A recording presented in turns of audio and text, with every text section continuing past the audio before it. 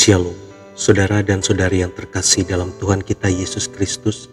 Marilah kita luangkan waktu beberapa menit untuk berkencan dengan Tuhan saat ini, agar dari hari ke hari kita semakin dekat dengan Tuhan, sehingga hidup kita semakin diberkati dan menjadi berkat.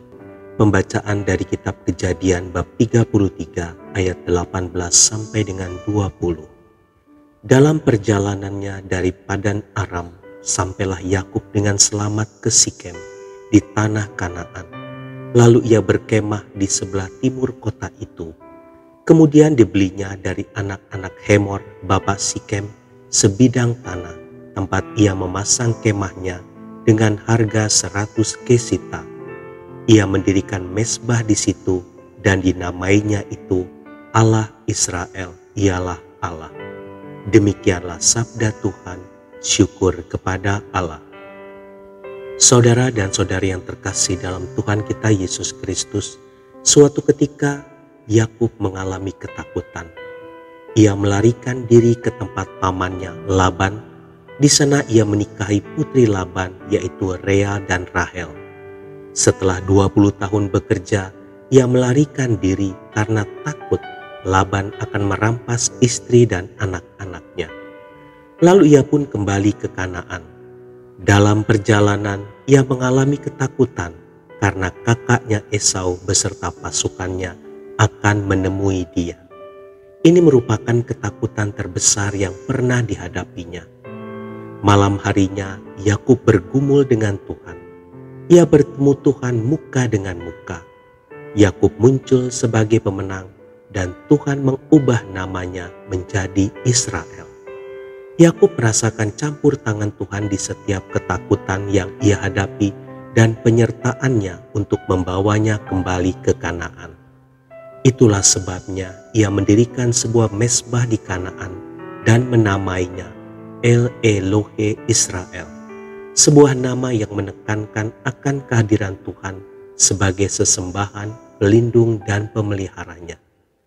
Melalui kisah ini kita dapat melihat bahwa ada pribadi yang selalu bergumul dengan rasa takut yang melahirkan kekuatan iman. Apa yang menjadi kunci kemenangan Yakub? Yakub selalu membawa bayang-bayang ketakutannya untuk berlindung di dalam kekuatan Tuhan. Ia mempertajam mata rohaninya untuk dapat melihat Tuhan di tengah ketakutannya. Ini terlihat dari perkataannya, "Sesungguhnya Tuhan ada di tempat ini dan aku tidak mengetahuinya." Mata jasmaninya memang tidak melihat Tuhan, tetapi mata rohaninya melihat Tuhan. Saudara dan saudari yang terkasih dalam Tuhan kita Yesus Kristus, ketakutan bagai ranjau yang akan menghambat langkah iman kita. Ketakutan membuat mata rohani kita tidak dapat melihat cara pandang Tuhan di dalam situasi yang kita hadapi, melainkan hanya memfokuskan diri pada ketakutan itu sendiri. Seseorang pernah berkata, untuk mengalahkan ketakutan-ketakutan yang kita hadapi, kita harus belajar satu prinsip yang sederhana, yaitu fokus. Jalan untuk menghalau segala pemikiran-pemikiran yang akan melumpuhkan kita dengan ketakutan, keraguan, kehilangan semangat adalah tetap menjaga fokus kita kepada Yesus. Pernyataan fokus ini diterjemahkan oleh Daud dengan sebuah proses tindakan peralihan, yaitu ketika ia berkata, "Waktu aku takut, aku ingin percaya kepadamu." Mazmur 56 ayat 4.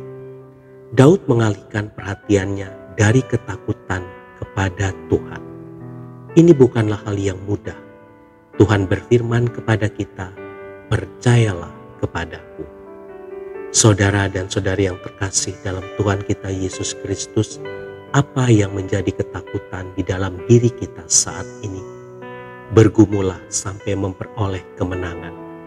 Jadikan setiap ketakutan itu sebagai proses pertumbuhan iman, sehingga kita tidak lagi diperbudak oleh roh ketakutan, melainkan roh yang membangkitkan kekuatan. Tuhan Yesus memberkati. Marilah kita berdoa dalam nama Bapa dan Putra dan Roh Kudus. Amin. Tuhan Yesus, Mampukanlah aku untuk selalu fokus kepadamu, sehingga segala hal yang membuatku takut tidak akan menguasai diriku lagi. Amin. Dalam nama Bapa dan Putra dan Roh Kudus. Amin.